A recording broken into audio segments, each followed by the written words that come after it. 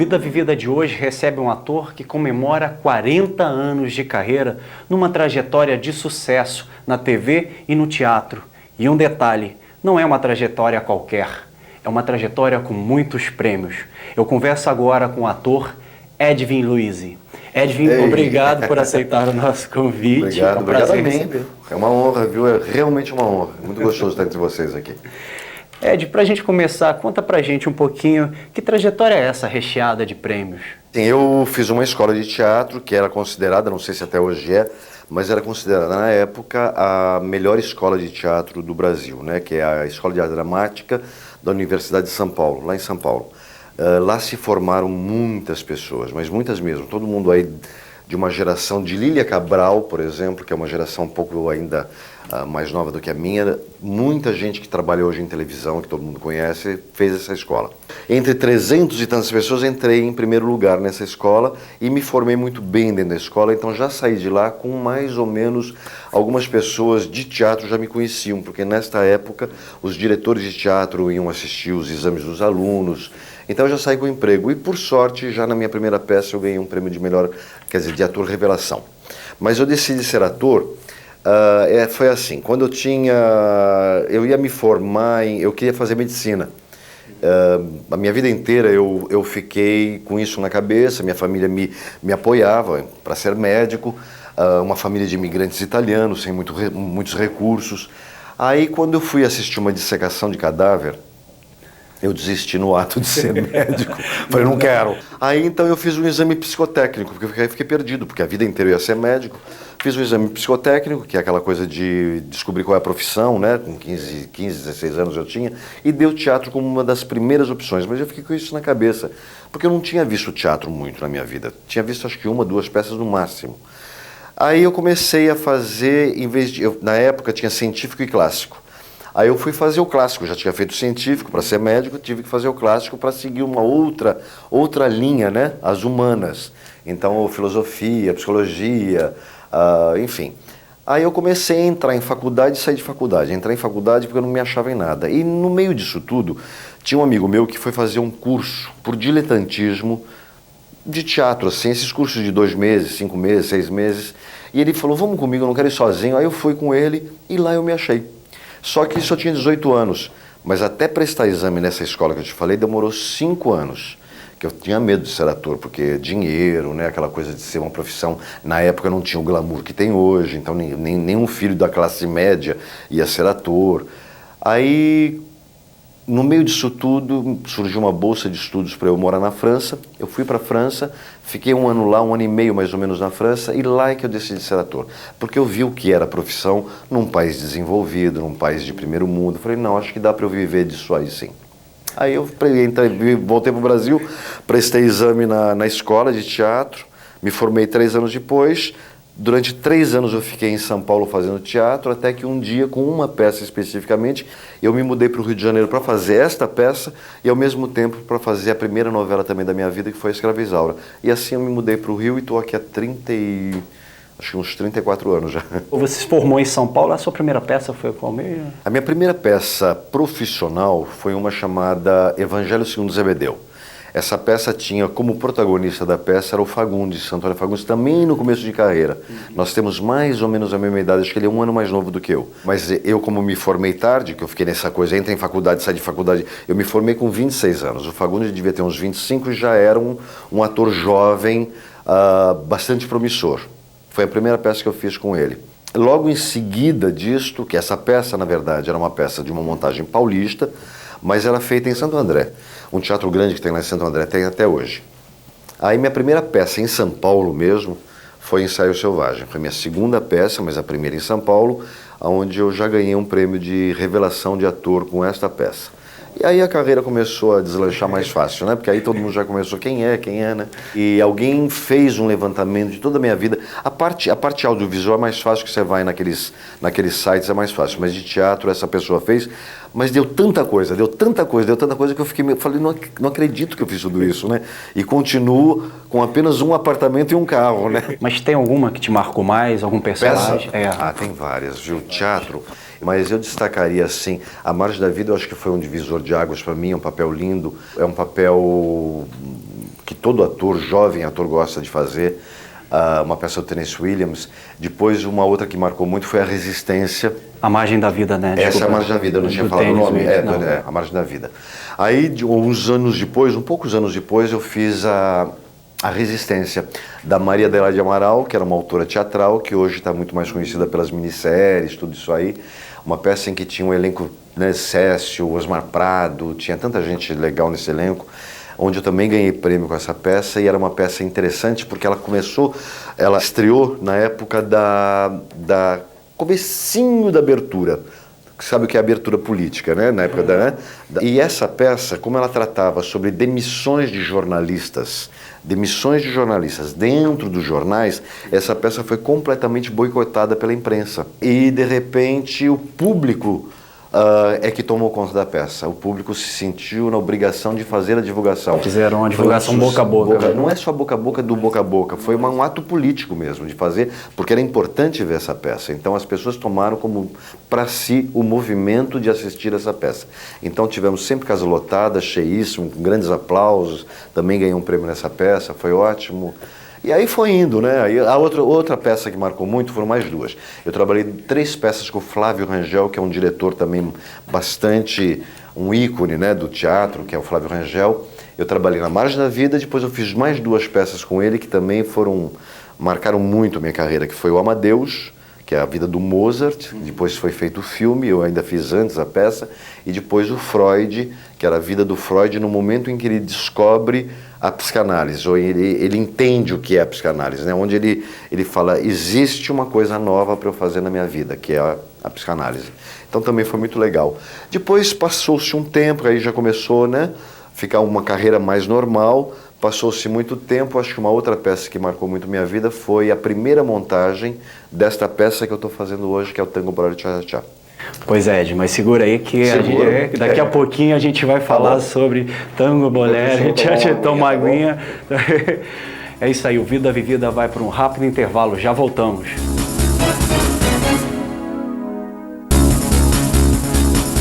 O Vida Vivida está de volta, hoje conversando com o ator Edwin Luiz. Edwin, no bloco anterior a gente estava falando das suas peças, de prêmios, vamos falar de uma outra peça também muito premiada, a gente vai dar um salto, né? Na peça Eu Sou Minha Própria Mulher, no qual você interpretou 25 personagens. Conta pra gente como é que é. Um dia eu estava andando na praia e eu estava sempre buscando texto. Como todo ator, a gente está sempre buscando um texto bacana para fazer, né? Eu estava andando na praia e alguém me falou, alguém não, uma pessoa muito querida, que é a Alexia Deschamps, não sei se você conhece de nome. Conheço. Alexia, querida. Ela já esteve aqui conosco, já teve? já. A Alexia é a madrinha da peça. Ela falou assim, eu assisti uma peça em Nova York que a tua cara, você devia fazer. Eu falei, como é que é? Ela contou por alto, assim. Aí depois encontrei Mônica Martelli. Aí eu comecei a perceber que muita gente falava dessa peça para mim. Eu falei, olha, tem alguma coisa aí, né? Alguma coisa astral aí que quer que eu faça essa peça. Eu comprei essa peça sem conhecer a peça, sem ver a peça, sem saber direito o que era a peça. Apenas porque muita gente me falava da peça. Aí eu comprei, quando eu li, eu odiei a peça. Eu odiei, porque ela era muito séria, eu queria fazer uma peça mais leve. Era muito séria, 22 personagens, na verdade tinha mais. Não, na verdade a peça tem 30 e poucos, mas era uma peça muito grande, a gente diminuiu um pouco, alguns personagens foram sendo papéis pequenininhos, né? Acabamos fazendo com 22, eu fiz com 22. E aí foi uma loucura, porque era uma peça que eu tinha que falar alemão, que eu tinha que fazer sotaque alemão, eu tinha que fazer homem, eu tinha que fazer mulher, eu tinha que fazer travesti, eu tinha que fazer lésbica, eu tinha que fazer uma série de personagens. Mas aí eu peguei um grupo de amigos, que é Erson Capri, que eu já tinha trabalhado 3 vezes com ele, a mulher do Erson Capri, que me dirigiu também, porque ela não era diretora, ela é médica de formação. A direção é do Erson? Do Erson com a mulher dele, que é a Suzana. Aí peguei a Norma Thierry, que é minha amiga desde a Margem da Vida, lá de trás, né, 30 e tantos anos como amigos, que ela ajudou a produção, eu produzi sem dinheiro nenhum, faturamos todos as contas, né, para pagar, todos os amigos, o iluminador era amigo, falou, não, você paga quando você tiver dinheiro. E a gente montou, e foi um enorme sucesso, Eu sou um ator muito técnico, na verdade, eu tenho um lado de ator emocional, mas eu sou muito técnico. Eu fui atleta, né, então todo mundo pergunta, como é que você consegue fazer certas coisas? Eu acho que foi essa vida de atleta minha, que eu tenho um rigor técnico, gestual, de corpo que me ajuda muito. Então essa peça eu compus cada personagem em vozes diferentes. Eu ficava que nem louco na minha casa. Que nem louco na minha casa, sozinho vendo vozes para fazer cada personagem. E foi um grande sucesso, uma peça muito difícil, né, para o ator, mas que rendeu boas coisas para mim. Foi um divisor também de águas. Eu fico imaginando os vizinhos, né, ficar ouvindo essas vozes. Não, além de tudo, eu ensaiei em casa. A peça foi feita na minha casa. A gente não tinha dinheiro nem para pagar a sala de ensaio na época. Então eu tenho uma sala muito grande, eu tirei todos os móveis e ensaiava lá mesmo. Em 2000, você montou o espetáculo Tango, Bolero e Tchá-Tchá-Tchá, no qual você interpreta um hilário divertido transexual, que é a Lana Lee. Foi um grande sucesso de público, de crítica. Fala pra gente um pouquinho desse espetáculo. Você montou agora, tem a segunda montagem agora, né? Isso. Exatos 10 anos depois. Como foi? Isso. A gente montou agora para comemorar justamente meus 40 anos de profissão e 10 anos dessa peça, que foi um grande sucesso. Foi a peça que eu ganhei mais prêmios em termos de quantidade, né? A primeira montagem eu ganhei 7 prêmios com essa peça. O prêmio também é aquela coisa que vai e volta, ou vai e nunca mais volta. No tango, na primeira montagem, eu ganhei um que não existe mais, mas que era um prêmio muito interessante, porque a gente ganhava uma quantidade de dinheiro bastante interessante, né? Que era o governador de estado. Teve 2, 3 anos e depois não teve mais. Mas aí, essa peça foi assim, eu fiz uma leitura dramática dessa peça, gostei demais. A Marilena Dias, que assistia a peça, pediu para fazer, deu um dinheiro para Eloy, e aí começou a procurar um ator para fazer, e eu falava, eu quero fazer. A Bibi ia dirigir, mas a Bibi me conhecia de papéis dramáticos, que ela era muito amiga do Flávio Rangel, tinha me visto no Amadeus, no Freud, papéis sérios, mais densos. Ela falava, não, eu quero um comediante, eu quero um comediante. Eu falei, não, eu sou comediante, me deixa fazer. Depois de muita luta, me deixaram fazer o papel, mas já tinham convidado outros atores que não aceitaram fazer, porque achavam difícil, um transexual, enfim. E aí deu tudo certo, fiz. Eu acho que eu tenho um tipo bom para fazer mulher, no sentido que eu tenho um pé pequeno, eu tenho traços finos, eu sou magro, então você põe um espartilho, eu fico com cintura. Então não é qualquer ator que pode fazer uma mulher e que fica mais ou menos dentro daquele universo, pelo tipo físico mesmo, né? Porque o meu grande medo na época, 10 anos atrás, era de pagar um grande mico, né? Porque se não fosse bem, eu pagaria um grande mico vestido de mulher, fazendo trejeitos femininos, era muito complicado na minha cabeça. Agora, hoje, eu ensaiei com muito mais tranquilidade, né? Então fala pra gente agora, como é que você aguenta ficar pulando, literalmente pulando durante 2 horas, amarrado a um espartilho em cima de um salto de 15 centímetros? Olha, eu vou ser sincero, é complicado, eu vivo com dores. Eu tenho que... Eu sei, tanto que eu demorei muito para aceitar fazer a segunda montagem, porque eu me lembrava da primeira montagem, as câimbras violentas que eu tinha durante a madrugada, das dores que eu sentia. Eu não sinto dor no corpo, porque eu tenho muito preparo físico. Até hoje eu faço musculação aeróbica, a minha vida inteira. Eu faço desde os 11 anos, eu estou com 63, então faz 42 anos que eu trabalho com o meu corpo, né? Então, o meu corpo é preparado para grandes desafios. Mas o salto alto não, o salto alto eu não tenho nesses 40 e tantos anos de ginástica aptidão para isso. Às vezes tenho que tomar remédio para dormir, porque a dor supera o sono, tenho que ir a massagista, tenho que ir a ortopedista, e eu vou viver com dor. Enquanto eu fiz essa peça, eu sei que eu vou viver com dor. Mas o grande barato para o público, que não está sabendo da dor, é o equilíbrio que eu tenho, né? Edme, a gente vai para mais um intervalo. É isso aí, o Vida Vivida vai para mais um rápido intervalo. Daqui a pouco a gente volta com mais curiosidades do nosso entrevistado. Não saia daí.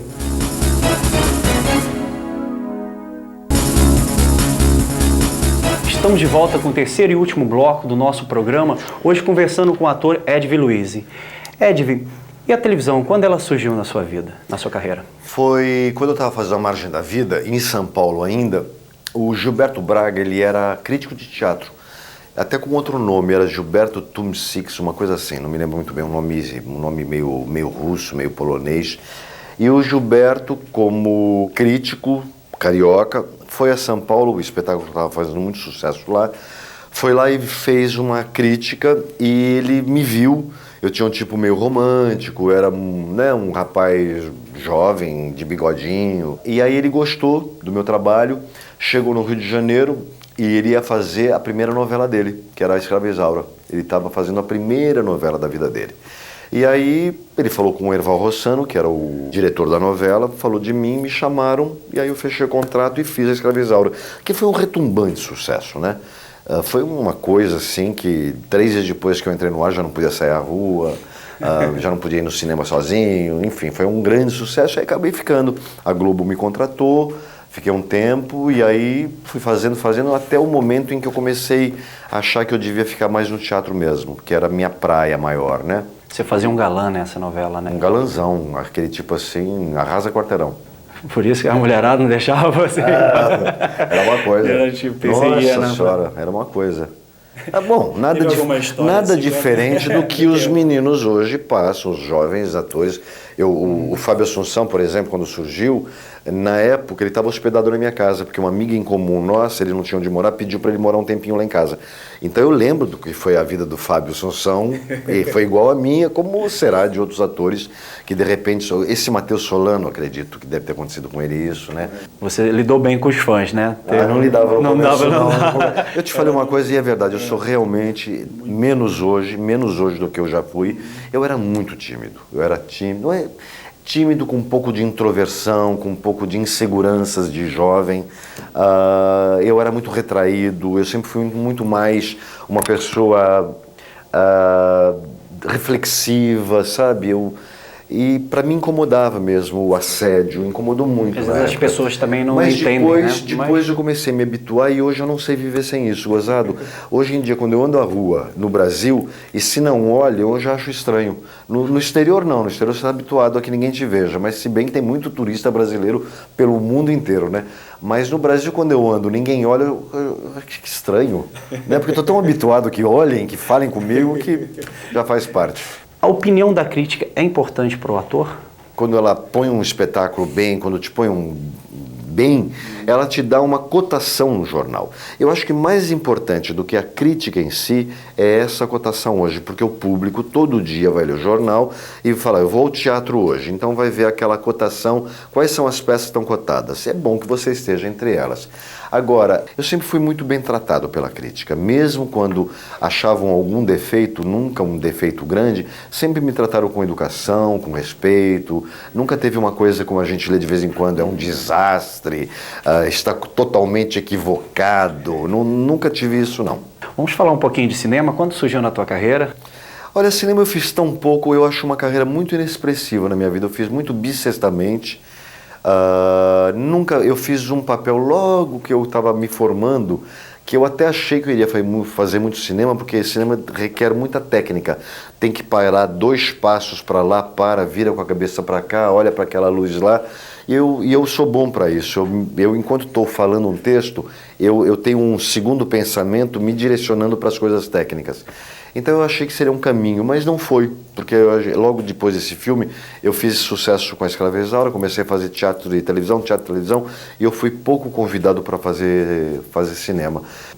Ed, vem a família, como é que foi assim no começo da sua carreira, eles te apoiaram? Nós somos de uma família de imigrantes italianos, os 4 avós são italianos, caímos na moca, como todo bom italiano caiu na moca. A família toda trabalhava para sobreviver, éramos de uma família de classe média baixa mesmo. É só você e seu irmão? Só eu e meu irmão. Quando eu decidi ser ator, naquela confusão que eu te falei, que eu fui ver a dissecação de cadáver, meus pais me apoiaram.